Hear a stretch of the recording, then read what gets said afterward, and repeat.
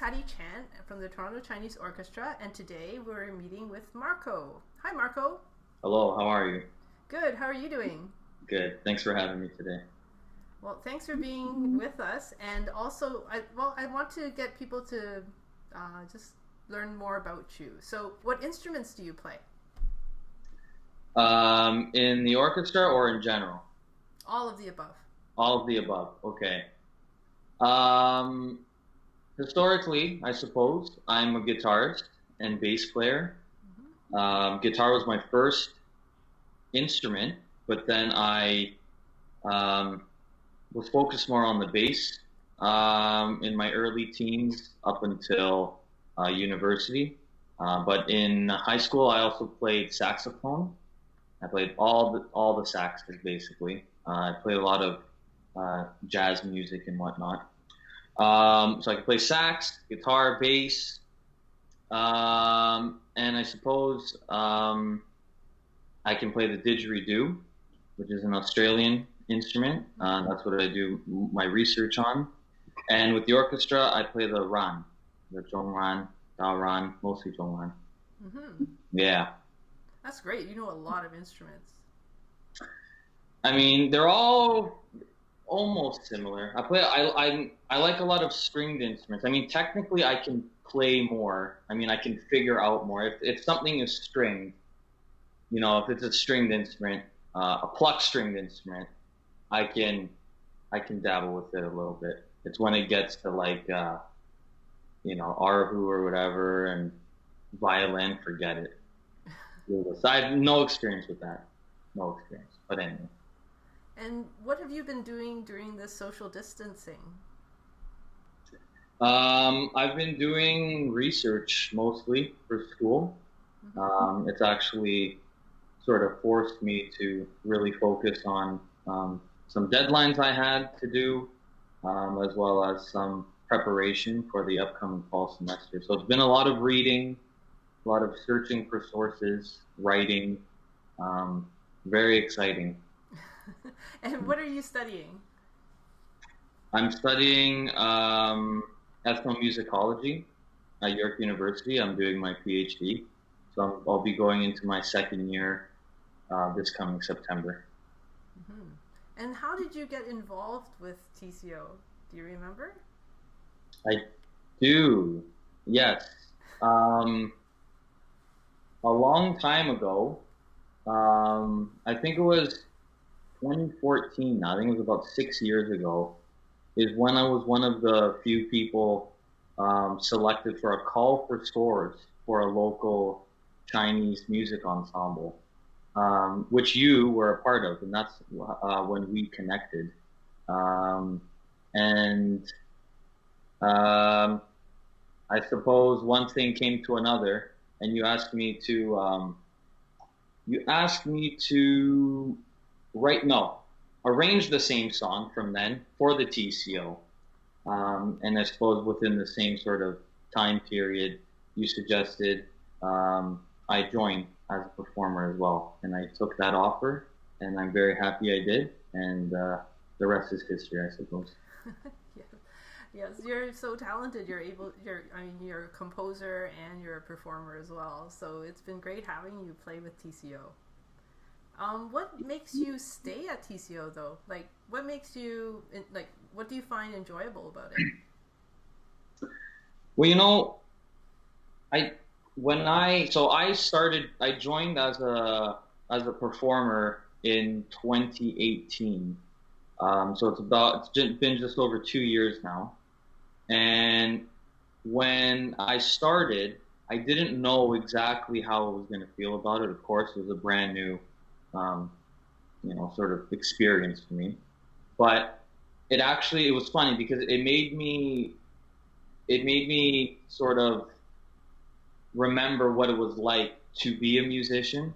You know, because like you said, I've been writing for years now in terms of composing, and when you do that, I suppose your focus sort of changes, right? So when I'm at home, instead of practicing guitar or working on some repertoire to perform somewhere or to play a gig, it was mostly writing. You know, I was mostly reading orchestration books, instrumentation books, and just composing, waking up and writing something, right? And now that's where my focus was.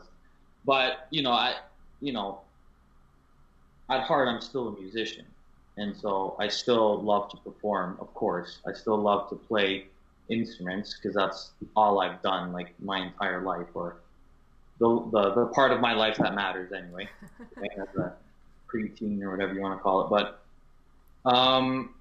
and so the TCO was kind of a way where it's like, wow, you're a musician, right? Like you're performing, right?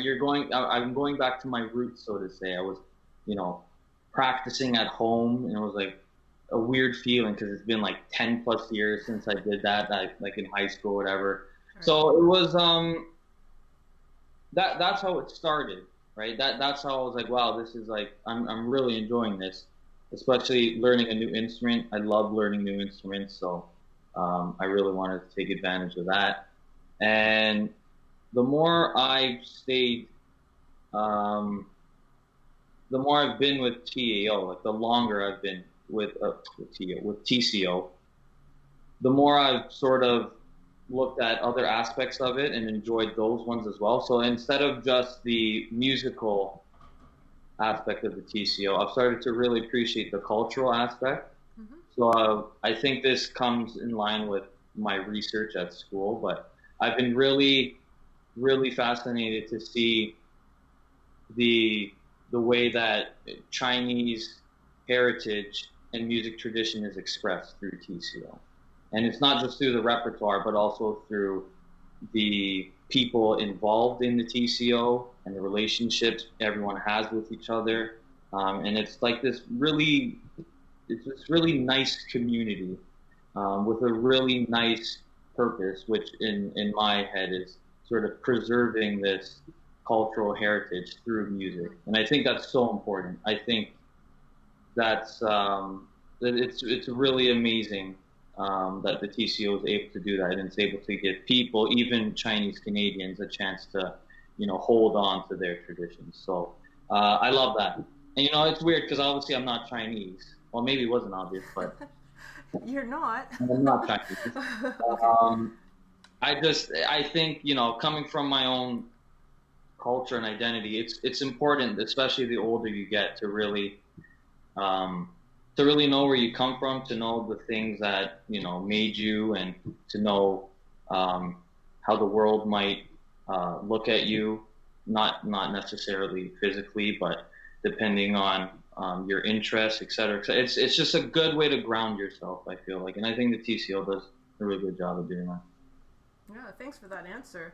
I think, like for me, even talking to each individual for these TCO shorts, I've learned a lot about each person. And I've learned also that not only do we have an impact on the community with our music, but we also have an impact on each other.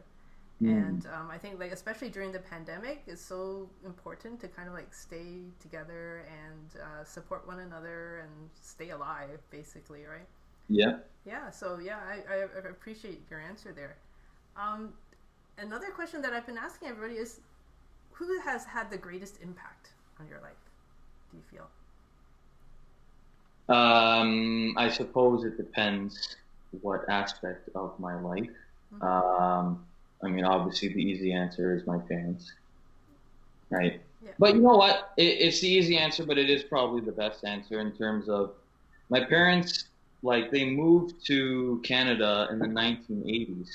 So but they're not like your typical, like, or your stereotypical, I suppose, like immigrant sort of family or parents where they're forcing me to go one way, because they moved here to get a better life. So they didn't force me, become a doctor, become this and that. Actually, they were so incredibly supportive with my music. And I thought that was, I mean, without them, I wouldn't be here. Absolutely.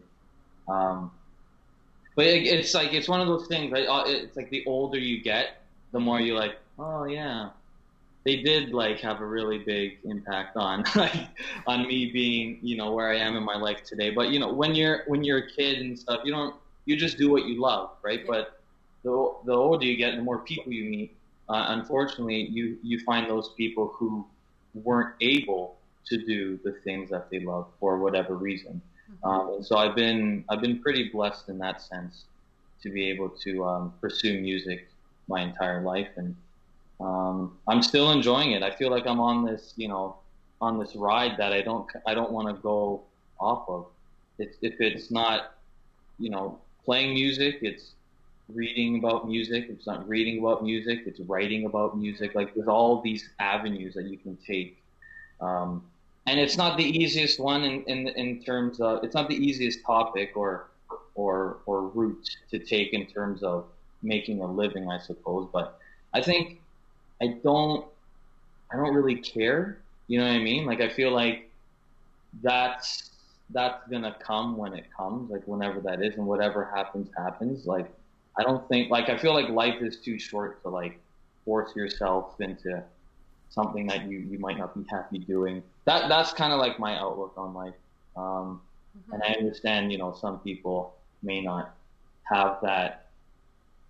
That might not be realistic to some people, but it also, like, I understand that, and so I try not to take it for granted. So I try and do as much as I can in the things that I love doing, so that I'm doing, it's not just a hobby, Well, I mean, it is a hobby, but I just feel like music allows me to put like all of my effort and heart into it, and I'm gonna keep it that way, I suppose, because I enjoy it. I really do.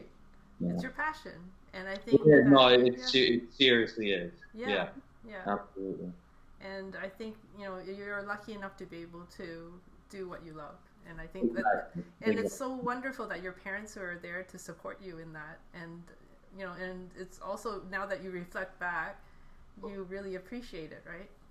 Yeah, and like, other than them, I mean, definitely my high school music teachers were a massive influence on me. I kind of went into high school not knowing. I mean, I knew how to play bass, I knew how to play guitar, but I didn't really know music theory. I didn't know how to read music.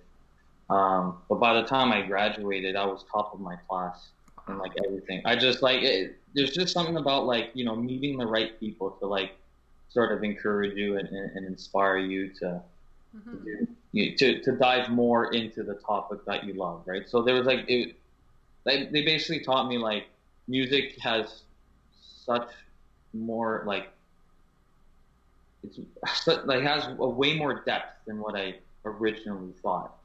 And so, like I was saying before, there's all these sort of avenues and routes you can take within music, and it just sort of that's when they began to blow my mind a little bit, and I suppose it began.